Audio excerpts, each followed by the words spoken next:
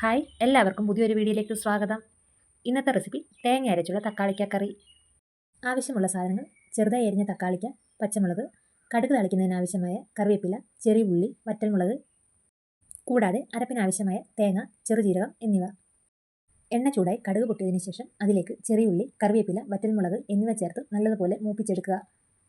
ഇവ മൂത്ത് കഴിയുമ്പോൾ ഇതിലേക്ക് അരിഞ്ഞു വെച്ചിരിക്കുന്ന തക്കാളിക്ക, പച്ചമുളക് എന്നിവ ചേർത്ത് നല്ലതുപോലെ വഴറ്റിയെടുക്കുക.